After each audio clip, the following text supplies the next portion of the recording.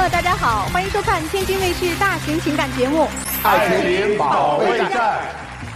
登录微信搜索"爱情保卫战"官微的视频号，添加关注。每晚8点到10点呢，我们的导师会在线与大家互动，解答您的情感困惑，还有机会连麦互动。好，让我们看今天的嘉宾，他们遇到了什么样的情感困惑？请开门。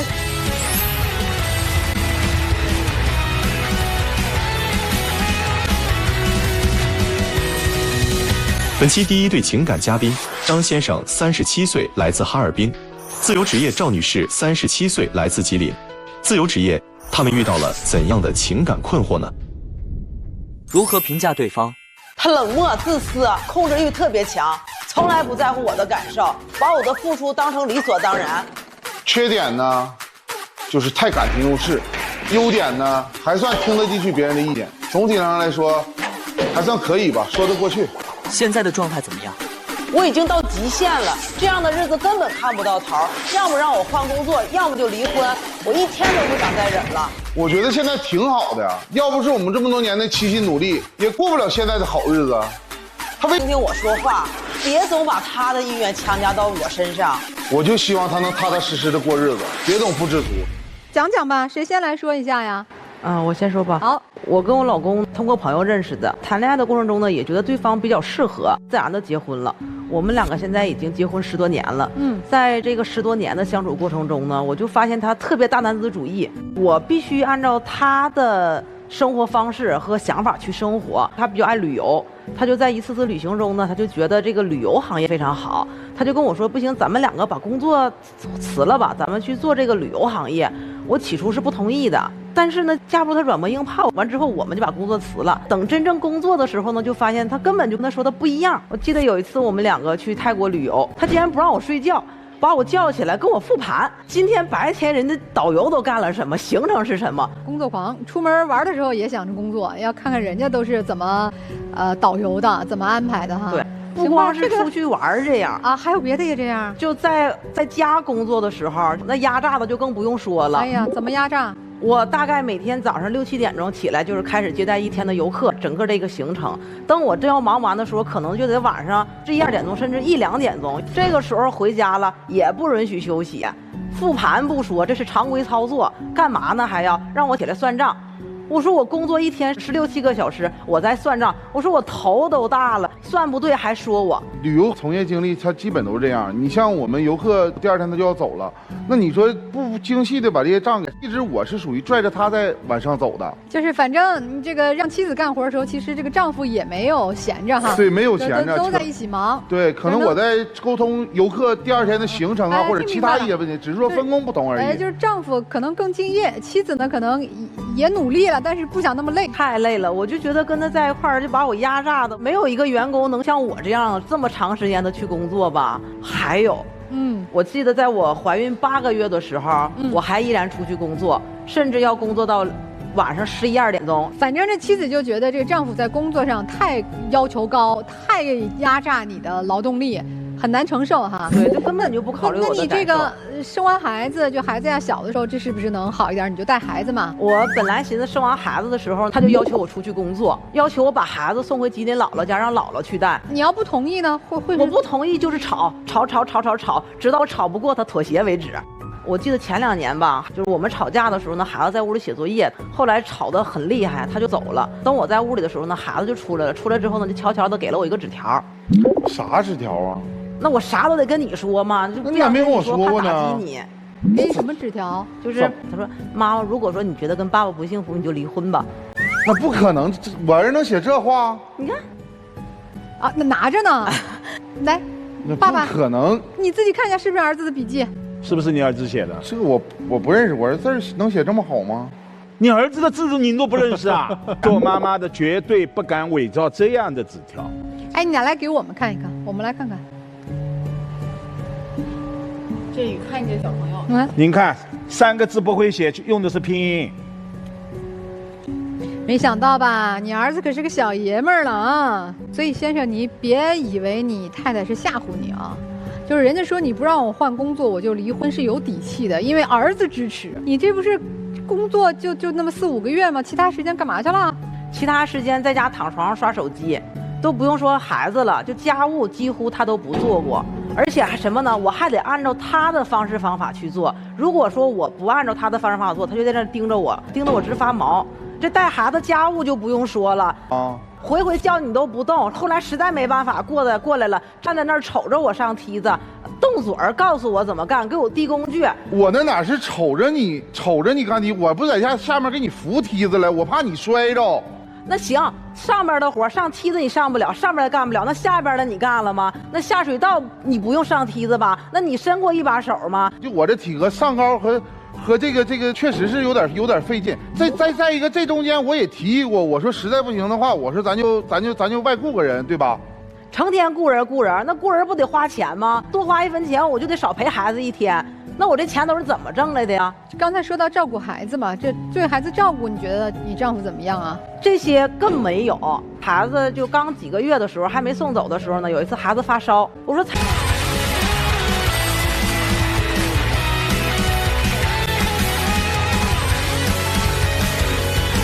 为什么就不满意呢？希望对方最先做出的改变是，希望他能真正的心疼我、尊重我。白天的时候还好，我跟着这些游客在一块儿打卡拍照啊，都玩得挺开心的。等晚上回到酒店要休息的时候呢，给游客算完的话，游客也不干呢。那为什么你自己不算呢？我也在算，我有我的游客要带啊，他有他的游客要带。我可以带一带孩子，借机会能休息休息。但是呢，在我儿子刚刚10个月还没断奶的时候呢，不可能！我跟你说，这绝对是你杜撰的。我告诉你，看着没？他就是这么自以为是。就明明就他儿子这个东西，他都不相信，他都觉得是我伪造的，他就这么自以为是。他正好在家，我说你开车送我和孩子上医院，你猜他怎么说？既然告诉我让我打车去，娘俩因为什么在商场吵起来了，他呢就跟我说啊，那个你去给我妈道个歉，哄一下我妈。结果在回去的路程中呢，就在车上就脾气一下子就爆发了。就大喊大吵的，给孩子都吓哭了。当时在洗浴是这样的，指着我妹夫就说啊，你走，我不家不欢迎你，你滚！我妹夫怎么你了？就这种情况下没有办法了，我只能说把我妹夫不是，那你知道他们在家族群里咋说的吗？说啥了？那说的话有多难听的微信解读记录我都交给节目组了。那看一眼啊，咱先别那么激动哈。三妹找对象可得擦亮眼睛，别找脾气大还情绪不稳定的。这说的就是这个你哈。那个聊天截图，我们家就是在长春老家那边吧，有一种昆虫，那个虫子吧就自身带着一些臭气。我妹妹就说我这个虫子呢有点臭，哎，大姐你是不是深有感触？她就觉得我妹妹说虫子的事在骂她。这个中间还有一个故事，我把我妹夫送走了之后呢。等我再上楼的时候，他把我所有的衣服、生活用品都给我撇到门口了。我就把东西收拾收拾，全都装到了车里。我在车里坐到了天亮。他下来找我来了，找我之后呢，你别说光你在车里待到天亮，我在楼上我也没睡觉啊，我不在楼上一直瞅着你来着吗？然后呢，他下来找你了。下来找我之后呢，找我是什么呢？跟我说要找孩子，我不领他去，他就跟着我，就一步我走哪儿跟哪儿，走哪儿跟哪儿也不说话，就这种状态，这么大个体格子，特别吓人。得陪着你。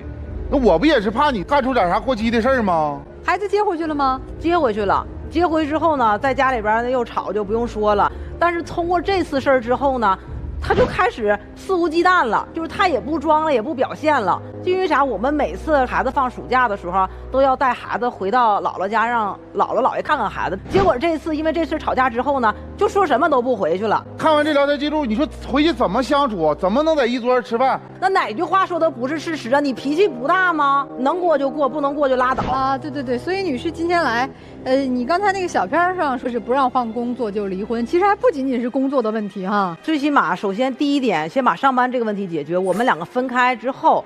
再去调和其他的问题。如果说还是就算工作都分开了，还是这种状态的话，那可能我觉得就是他对待我的态度和脾气吧，让我有点接受不了。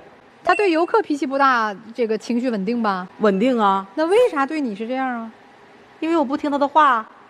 因为你太听他的话了吧？我怎么觉得是？其实他跟我说的话，我也都在听，只是说听的可能比较慢。就像刚才我说的是家务，再一个就往往那一站。现在我应该是245，在最初的时候2年前吧，我应该是310斤。他说的都是那前的故事，我能减下来都是因为他一句话，他说你再胖下去我就不要了。还得别人说吗？都不为自己健康考虑吗？哎，你老公有优点吗？优点，认真算优点。工作认真哈。对，认真算优点，什么事儿都认真。所以说我们看似呈现出来的是公问题，你点评一下这对夫妻的生活吧。其实姐，我还挺羡慕你的，因为你们俩一起工作嘛，心往一个地儿使，这个家越来越好。然后咱哥也是很有事业心的一个人，这一块我还是比较羡慕的。您连这都羡慕啊？你别饱汉子不吃饿汉子饥啊！我这个状态你还羡慕呢？对呀，真是。那说明他更惨哎。他比我更惨。我估计啊，我觉得比我更惨。你比我他有可能比你惨，也有可能是我们自己的幸福并不自知啊，先生。我感觉就是老婆上不上班都无所谓的，她不上班的话也能养得起。她上班，她现在上班也是她自愿要出来上班的。我感觉这是男人的最基本的一个担当。行吧，听听老师们的建议啊。因为您在客人面前是无法去发泄的，您是不是把所有的都搬回家了？到了家当然是个温暖的港湾，你肆无忌惮的消费这个温暖的港湾。但是今天如果说离婚，你愿意离婚吗？你肯定不干嘛。做丈夫的，您去复盘一下，就像您经常让他复盘工作一样，复盘一下你对家人、对这个家庭您的所作所为，您再去回望一下自己，您就会感到自己错在哪里。男生呢，你对于工作有一点用力过猛，你说你的体格大，你上不了梯子，你不能做这个轻活重活，总之你都不能做。但是怎么说呢，在外面做导游的，出去有很多就是繁杂的事情，包括好的态度，包括方方面面的事情，我相信你都是做得很好的。你在妻子面前，你却什么都不行。包括你跟你的妈妈吵了架之后，你也要让自己的老婆去哄，而且你说我不管，我只看结果。我也不知道你在外面是一个什么样的人设，但是你把蛮横不讲理的这种大男子主义的这种人设是立到家里来了，而且作为父亲，你给孩子的关爱陪伴你是非常非常少的。我觉得你其实是一个老实人，而且是一个比较有责任心的人。你也为你的妻子，你说我减肥了，怎么说钱在哪儿，可能心就在哪儿吧。作为女性，我觉得在一个家庭，这个也是很重要的。所以你还是爱这个家的，但是你们之间却没有了彼此给予的体面和关爱。我希望你们俩能够彼此意识到这种大家都是为了这个家庭好，意识到你们俩这个中间的核就是彼此给予对方更多的爱和关心理解，就这样。你儿子确实看到他的妈妈不幸福，但是这个不幸福啊，妻子，一部分是他带来的，一部分是你自己带来的。我们其实人是有感知幸福的能力的。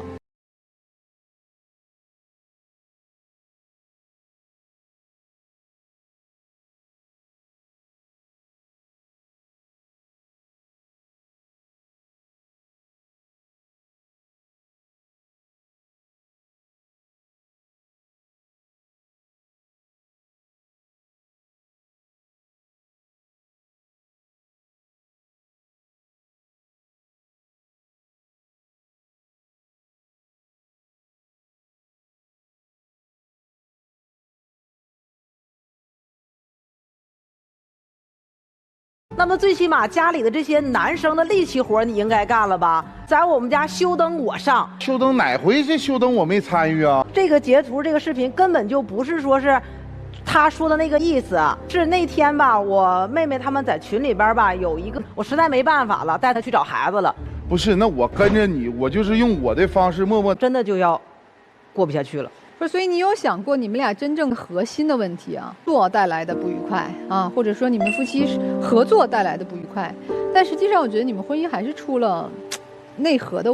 你的所作所为，不仅让妻子感觉到恐惧，让儿子都感觉到害怕了。你要说这位男士，我从我对一个人的感受和你的整个状态和表达方式，我觉得你俩都有一个共同的问题，感知幸福的能力很差，共情的能力很差。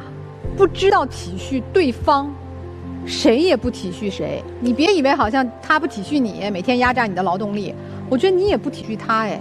可能换做有些家庭的女性会觉得，你看我老公这么辛苦，这么用功，这么努力的工作，给家庭创造条件，他让我睡觉我都不舍得，我得陪着他跟他算账。有没这样的妻子？应该有。所以我觉得你也不体恤他呀，你也不共情他呀，他也不共情你呀。有没有这个丈夫是，哎，我这旅游这活太累了，我一个人。我们都要去感受对方的情绪，去体会自己其实是在幸福中的。当然你们有不愉快的地方，这个我也承认，但总盯着那不愉快，总盯着他那一丝发脾气，这日子怎么过啊？先生，我也不是替你说话啊，我觉得你也是因为你知道他很在乎这个家，很在乎这份感情，所以你真的也很多时候不作为，你就觉得那反正这是我老婆孩子热炕头，他们能咋的？翻不出花儿卷，所以孩子发烧了，让我妈去不就得了吗？对婚姻永远都要有敬畏之心，永远都得绷着那根弦，不是娶回家来生了孩子就扔在炕头上，我不用管了，他天然就爱我，就能照顾我，不是的。你就是爬不上那个梯子，你也不能让你娇小的妻子冲在前头去装那个灯，是不是这个理儿啊？所以我觉得，对婚姻敬畏是我们一生的在婚姻当中的功课。你要敬畏婚姻，要给妻子多一些情感上的支持。所以互相尊重，敬畏婚姻。我相信你们婚姻的路还长着呢，幸福还且着呢。儿子这句话，你回去做个小框框，我回去裱起来。哎，别挂起来啊，裱起来，裱起来放桌上。哎，别放桌上，让孩子看着不好。你裱起来，藏到车里边，经常拿出来看一看。你要证明给孩子，有一天，让妈妈写一个小纸条给儿子，说妈妈其实和爸爸在一起挺幸福的，好不好？来，还给你，你拿回去自己裱起来，藏起来啊，别让儿子看着。至少她这个老公对她是有爱的。我一直坐在这儿，我在想一个前因后果。你要求一个体重310斤的，我要求他窝在那儿去修那下水道，我是要求他窝那儿修呢，还是干脆我自己修去？这跟夫妻都没关系。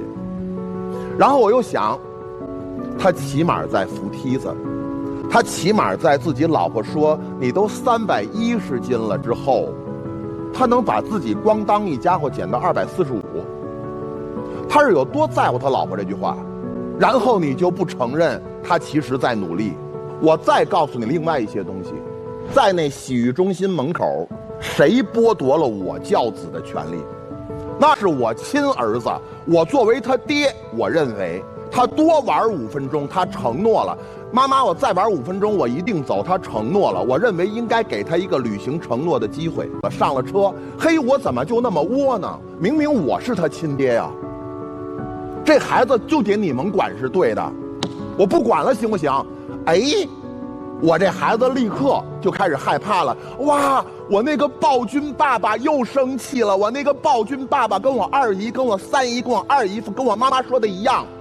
我看到一个被排除在家庭核心之外的一个人，他每天努力着让自己的妻子能对自己高看一眼。他从310斤减到了245。所以他站在现在，老张现在整个一副非暴力不合作态度。这个时候你看到什么了？你是看到你们家的未来欣欣向荣，你还是看到你们家的未来岌岌可危？你看到的是什么？24小时能分开12个小时以上，这哥们儿起码能有12个小时，照照镜子，哎，这12个小时里，嘿，哥们儿，我是个人儿了。老师说那话句句到心坎儿。加油，赵女士。这爷们儿跟你生了一儿子，在外头他也没犀利，在家里他也努力着呢。你说他个性有缺陷，我认，但这哥们儿真爱你。这哥们儿到今天心还没冷。我觉得这位先生就是在做情感霸凌，我觉得这位先生就是在做家庭的独裁。但唯一一点我要确认一个事实，孩子的事情。就那天在洗浴中心玩，我就说我们提议就要走，完了呢，因为明天有事儿有活儿，那个孩子呢就说要再玩会儿，他就跑出去就玩去了。等再回来的时候找到他的时候就接近9点了。我说那咱就走吧，就别玩。这时候孩子说我再玩5分钟，而不是说一开始就要走。此时父亲有说那就让他再玩5分钟吧，有说吗？有，我是支持我儿子的。我说儿子，你作为一个男人说到做到，爸爸支持你。我说剩下的你去跟你的妈妈去商量。你把权力交给了妈妈，对吗？对。儿子跟着妈妈走了，此时你就应该听妈妈的，对不对？对。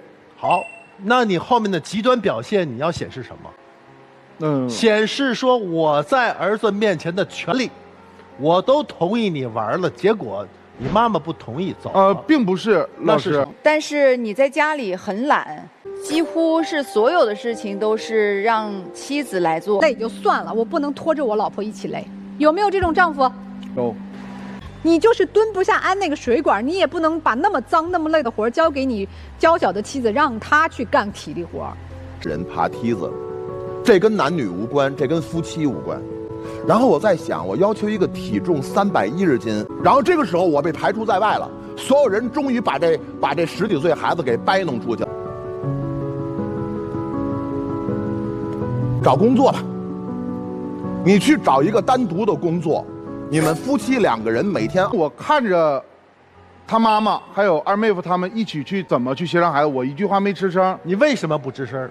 因为我再说一遍，你要是为了孩子要玩那5分钟，你觉得这样好，应该跟他保持一个物理距离，不要跟他一起创业了，千万不要去做自己的喜欢做的事情。那是管理，他们遇到了怎样的感情问题呢？如何评价对方？讨好型人格，一直和他妈穿一条裤子，欺负我无依无靠，总是疑神疑鬼，感觉全世界都是他的假想敌。感情中最大的问题是什么？他就是希望家里红旗不倒，外面彩旗飘飘，看不到别人对他的付出，好好的日子非要闹离婚。希望对方最先做出的改变是。我都不知道该从何问起了啊。那我来讲讲吧，是我想来上这个节目的。我们2个认识是在北京上班的时候认识的，当时我们2个就是互相感觉比较聊得来，就一起去旅游了。旅游回来之后就确定了这个恋爱关系。现在我们俩在一起已经9年，结婚5年了。我们俩恋爱的时候一直挺好的，但是结婚之后他就变了，他跟他们家合起伙来欺负我一个外地的媳妇儿，我心里很难受。然后矛盾慢慢就多了起来，因为当时我们俩结婚的时候，我父母是根本不同意的，因为是500-600公里的距离，觉得怕我嫁过去会受委屈，然后我自己义无反顾的非要嫁过去。当时他也没有义无反顾的非要嫁给我，中间也吵过很多次架，闹过很多次分手。有一次他父母反对让他去相亲。为什么反对？谈了3年的时候，我们去见父母嘛。他父母说，哎呀，这小姑娘身高不太行，然后说你们2个要结婚呢，我也不反对，但是现在结不了，得等2年。然后他父母说，我们2个结婚，他们可以给10万块钱的彩礼，还可以给我买3金，但是有一点，必须得结婚的时候，这钱才能给到你手里边。当时的话是因为我弟在上高中，然后家里那会儿也比较困难，就是等他上到大学之后，我们再结婚。等了这1-2年，我感觉也无所谓的其实。但是我一听他妈说先考虑他弟，我就有点不高兴。然后呢又发生什么？然后后面不就是他说要见我父母吗？他爸妈说要跟着一块儿来。我说那挺好啊，挺重视我的。我说我们安徽那边的习俗就是要给我们那边的亲戚啊，每个人都要买上门礼。从车上下来，就拎了2桶那个孝感的米酒。因为当时我父母觉得就是只是单独第一次见个面，那会儿不知道他的所有亲戚都在。谈的咋样啊？见了面聊的也不怎么样。他妈不知道是情商低还是人比较直接啊，他就说如果我们2个结婚了，就是我们做哥嫂的多帮衬一点他弟弟，让他弟弟尽快把这个书顺利的读完。当时我妈一听又不高兴了嘛。不，我觉着你公婆挺好，第一次见面，我一个字儿假话都没有。别亏着你们家女儿。我这不是情商低，我这是实话实说呀。那后来呢？这不行，别嫁了呗，这条件这么对呀，就算了呗，你这。然后我父母就不同意这门事儿，就说我们家就是不同意，今天就不用谈了。是你坚持要嫁他吧？对。然后后来他父母给他安排相亲了。欺负的，以后我肯定是跟你一条心。然后我又心动了，然后又发生啥了呢？我不就说服我父母吗？我妈说，那我就不管你了，以后你有累你也别回来哭。我说行，我说我嫁。后面就开始办订婚嘛，刚订完婚没多长时间，我发现我怀孕了。怀孕了之后，我就跟他妈商量着婚事就要提前办，然后他妈就说，可以啊，现在可以办。但是10万块钱彩礼给不了，只能给6万，3金也给不了了。所以奉劝所有的姑娘啊，还是按照这个顺序正常来，是吧？你看你这提前有了宝宝就很被动。后面，我们不就开始办婚礼吗？婚礼开始的时候，双方父母还都挺好的。到那个改口费的环节，飞了，然后说给这么点儿。等到这个婚宴结束了，我们不就要送宾客，还有我父母去那个住的那个宾馆吗？他说让我先回去，我说那我父母怎么办呢？他说我会安排人给他送回去的。然后他爸妈把他们南方的所有亲戚都送到宾馆了，我就在宾馆等我父母，还没等来，我就给他们打电话，到哪儿了？他说没人管我们，压根就我们还在这坐着呢。然后父母是不是也挺不高兴的回到家了？那这婚后你们是有自己的婚房，还是跟公公婆婆一起住？他爸妈有一套房，但是我们刚结完婚是一起住的。然后婚礼第2天，他父母就问我要那个6万块钱的彩礼。当时他父母就是结婚之前跟我们俩说，那6万块钱彩礼他也不要，就给我们俩。我父母开始是想给我的，还是说管你要，说拿来给我？他说如果给你了，你就可以把这个钱给他保管着。那同样放在你妈妈那里不是也安全吗？但是他父母跟他不是这么想，他父母说我是伏地魔，因为我家里还有个弟弟，然后他就说我妈这个钱故意不给我，留给我弟弟上学。然后后面又是因为他上班，我是怀孕在家，需要靠他给我那个生活费，他每个月给我5000块钱，然后我就会买一些待产用的东西，然后他妈看到又不舒服了。当时每个月给他5000块钱，他不够用，后来我知道他把信用卡也给刷爆了，刷爆了之后呢，然后我就把那个5000块钱每个月给我妈。他那个5000不是说每个月都5000，他说的是最高的那个数，就以后我要用钱得找他妈审批，他妈同意了，我才能花这个钱。不是，那你咋同意的呀？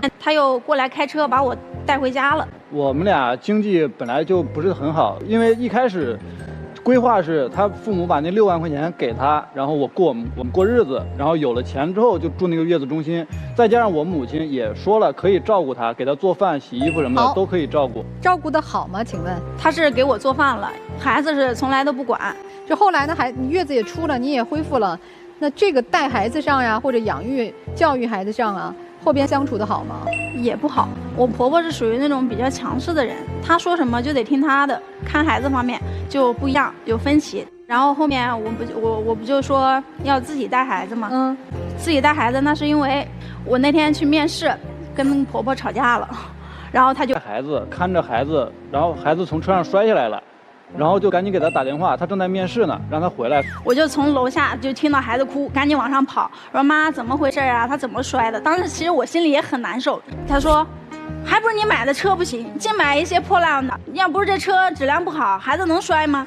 您在家看孩子，孩子摔成这样了，你怪我买的车不行？那你要不然你买嘛？他说我买屁呢，我买，就这态度。而且我出去上班还有一个重要的原因，就是过年的时候，他给他爸妈2000块钱生活费。我心想也不多，给就给了呗。我说你给我父母1000吧，当时就不乐意了。我没钱啊，给不了，我就这2000块钱给我爸妈了。不是那会儿，因为他刷完信用卡刷爆了6万多，那会儿把所有的钱都基本上还到信用卡。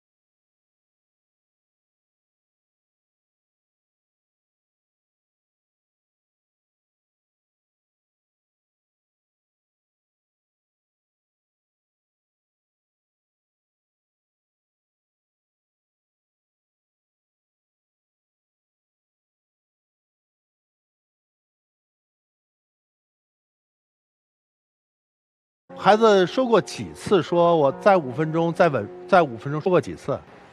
那次呢，是我们大概快8点半的时候了，把心思放回我跟孩子身上，别总让我觉得孤立无援。懂点事儿吧，别老让我夹在中间左右为难了。哎呦，这谁先来讲讲呀？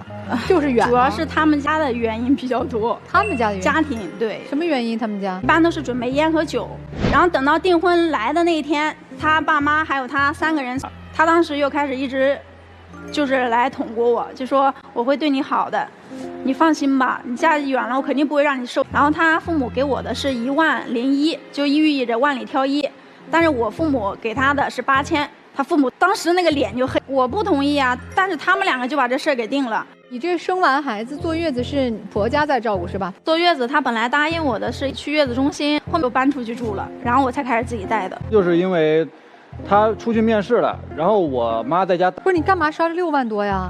有大部分都是给他用的。他应该是有段时间没工作，他有一个朋友嘛，老是大晚上叫着他去喝酒。当时我的手里就4000块钱，他知道了。正好碰上他爸找他借钱，给他弟弟交学费，说没钱交，找他借3000，都没跟我说，我是事后才知道的。你如果选择不上班，你就搬出来单住去带孩子，这不也能解决一定的矛盾吗？是的，后面是他开始不是在武汉上班嘛，因为孩子摔了，我不停的就有时候给他打，他说在忙，要不然就不接。然后后面我就感觉有点不对嘛，我就说要不然你就回来上吧，在老家上。这样我们又不用租房子，然后吃饭，然后有爸妈管着我们，他又不愿意了。然后后面他们最迟2个礼拜会回来一次看我跟孩子，就从武汉到他们老家。那个礼拜他就说回去不了，我说怎么了？他说我们公司要组织去云南团建。我说你到了就打个视频汇报一下。然后到了之后他没给我打，我给他打过去，他就接了。接了之后我就说你把摄像头转转。然后那天他就死活不转，然后我就不高兴了，我就感觉肯定有鬼，平时一说转就转过去了，我就把他电话直接给挂了。我说你也别找我了。然后他也急了，直接跟我微信摊牌了。因为我觉得也没什么，我就2对儿是吧？是的，我就跟他说，我说你赶紧回来啊。然后还是没回，人家还是在云南玩了1个礼拜才回来。当天他回来之后，然后我就逼着他跟他大吵一架，然后把所有的那个女的微信啊什么都照片都给删了。我说这事我忍了，孩子又小是吧？然后他又一直咬定他们没有一起住，是分开住的。我说你以后再也别跟这女的联系，咱这日子还继续过。然后这事吵了好多天，看他手机，就无意间嘛，他有2个微信号，那女的又跑大号里去了。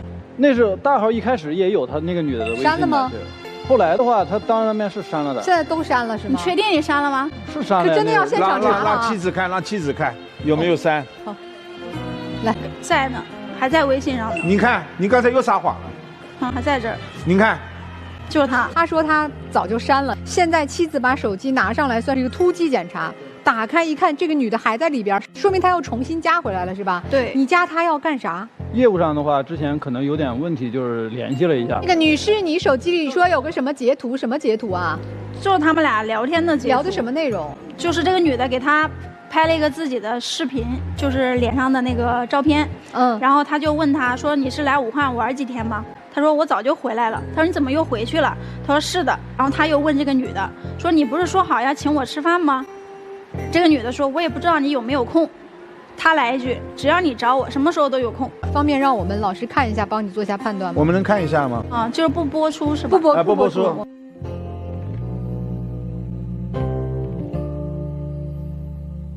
你真能忍，这个一般女性都忍不了啊。但自从他现在出来上班之后，我们俩基本上都每天都在一起，也差不多1、2年的时间。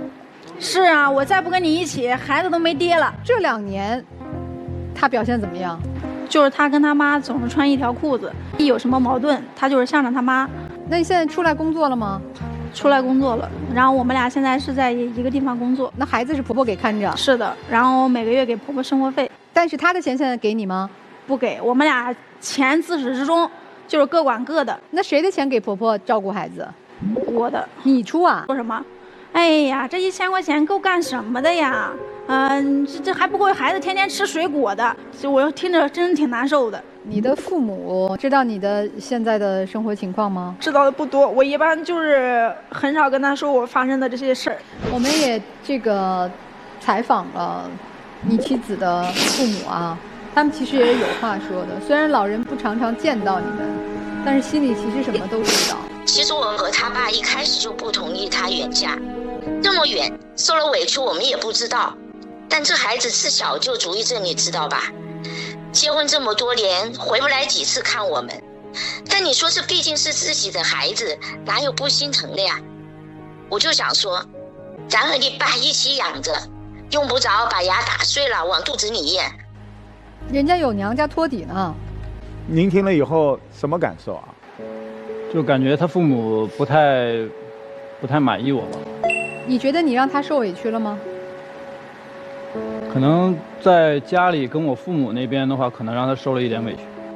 你觉得她嫁给你幸福吗？大部分还是比较幸福。啊，哪里幸福？就生活中的点点滴滴的话有很多，就是我们俩每年基本上也会出去玩一趟，然后平时的话我也没有让他太为钱而发愁过。你们俩现在是在一个单位工作吗？不是，在一个城市，所以每天生活在一起哈。对，现在相处还是可以的，是吧？就是主要他现在不知道为什么总觉得我向着我妈待吧，2个礼拜回去一次，一次待2天是吗？就这会有很大的矛盾。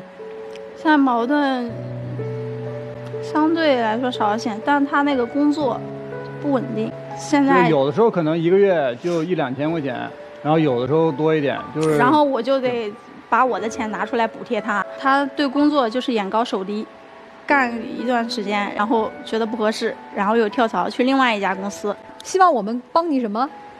首先，我跟他父母之间的矛盾，他得向着我，然后他的工作不要总是挑3拣4的。我听听老师们的建议吧。一个女生一旦选择了远嫁，往往都是为了爱情。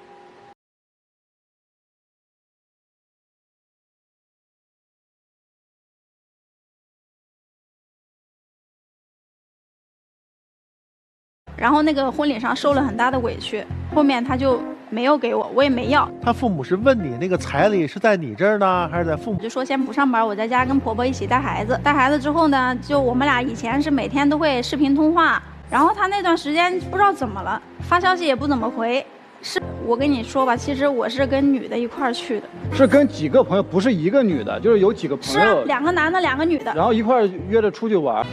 要这2个手机？啊，是的，一个是我的，一个是他的。您检查一下。你的手机拿上来干嘛呀？因为我手机上有一张他们2个那个聊天截图。我记得就是其实这个事情之前就截图你是给编导看过的，还有一些内容更不好说出来是吗？是的，我也无所谓，这1000块钱也不多，但是我就心里也很难受，给的很憋屈，你知道吧？我给他1000块钱，回家我婆婆在我耳边说，然后觉得我跟我妈是一条心，不帮她，她在家觉得委屈。你们俩多久回去一次陪孩子？差不多2个礼拜。但是你有没有看到，你的妻子在远嫁以后，到了你们这个家，她就成了唯一的外人。婆媳矛盾之间，我不同意妻子说的，因为我远嫁，我们一旦产生矛盾，你就应该都向着我，这不对。如果说婆家的人看到的是你们的相亲相爱，看到的是你丈夫对你的爱护保护，谁敢欺负你？所以做妻子的她并不是想要你的袒护，而是想要你的保护啊。我建议岳母尽能力的去孝敬他们一下，你做了，他温暖了。老人不容易，不容易在哪里？明明强烈反对，你们2个人义无反顾要在一起的时候，老人没有阻止，反而是在婚礼上受到了这样的待遇。您说愧不愧对？我觉得我听完之后心里特别堵得慌，就这位女士，你真的很让人同情，但是我又觉得听完你的诉说，我又同情不起来。你一直在控诉，你一直在呐喊，但是又如何？因为你还想跟他过下去。从一开始你就是那个，还有就是哈，你们2个才是2口子，你的钱归他一半，合着他以后要钱还得找你妈要，知道谁是你的老婆吗？知道谁是孩子他妈吗？还有哈，刚才去云南那个事儿，你太没有边界感了，就这个事儿他就应该走。女生，我就说说你哈，从一开始你就是恋爱脑，未婚先孕，不自爱，而且你这个未婚先孕之后一再降低自己的身价。既然你能够自己挣到钱，而且呢娘家也挺给力的，有些东西呢它是改不掉的，有些家庭它从那个核上从根儿上它就是那么样的一个家庭。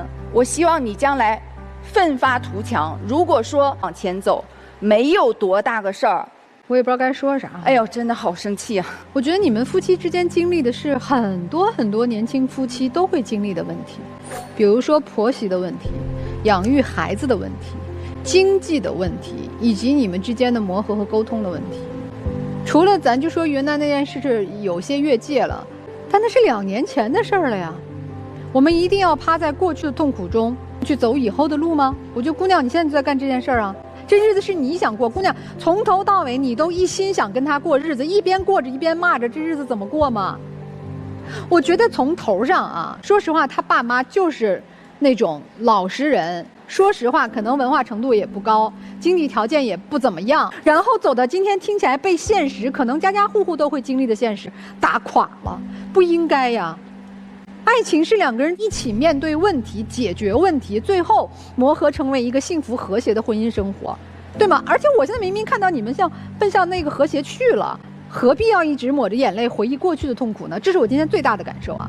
所以别磨叽了，好好过日子。你去找一个踏踏实实能多挣一点钱的工作，哪怕做2份工作，销售收入不稳定，那咱干一个其他的兼职的，对吧？送外卖也好。你去那个人家能做物流，你不能去做那个快递的分发呀。你说你跑不动快递，没有体力，那你去那个快递站，很多工作可以去琢磨着干呀。咱把劲儿用在正处过日子上。我今年才几岁大，我现在好为难啊！我妈妈嘴里我奶奶就不是个东西，天天照顾我的是我奶奶。我妈2月看我1次，2星期，2星期。但是在我妈嘴里，我奶奶已经不是个玩意儿了。我现在看我奶奶每天看我那眼神，我都寒得慌。对呀，我奶奶看我的眼神里，嘿，这小子就是你妈，跑到那儿，然后让全世界的人都认为我是一老恶婆婆。你以后还想缓和关系吗，小娟？没事，她脸皮厚。你婆婆脸皮可不厚，你就是吃准她脸皮厚这套，怎么骂都行。哎，我从另一个角度跟你聊聊，老人家欠你的，说的都是实话。我们家没钱，我们家2儿子还一小的呢。你要真想结婚的话，过来多照顾照顾弟弟，都是实话啊，我可没藏着，我可没明明很穷，我去那儿装有钱，没有。然后你说不同意，不同意就算了，我没有怨恨。然后你的丈夫跑到那儿，你们俩突然之间给我这老人家来了一个意外之喜。我都说了不同意了，你们俩怎么给我弄出一大胖孙子来？哎，我当时就不同意，你怎么着？他当时就同意了，问题是啊，我为什么同意了？我一方面为他想，我一方面我不是为你想吗？这老太太你恨她恨到今天，还有一个你说钱少了，多新鲜，计划外呀！你连攒钱的功夫都不给我，我也给6万啊！所以这些是非你要记到今天吗？你能现在大声说一次我婆婆其实还行吗？我婆婆其实还行。行嘞，谢谢你，我费了这么半天劲，就为给你搭一台阶儿。你记着啊，人说话做事给自己留后路。哎，小姐，咱们干过什么事儿，我就不揭你的伤疤了，行吗？行，行吧。忍字头上有一把刀，革尽尊严泪滔滔，就是你现在这样。忍让不是美德，你得醒醒了。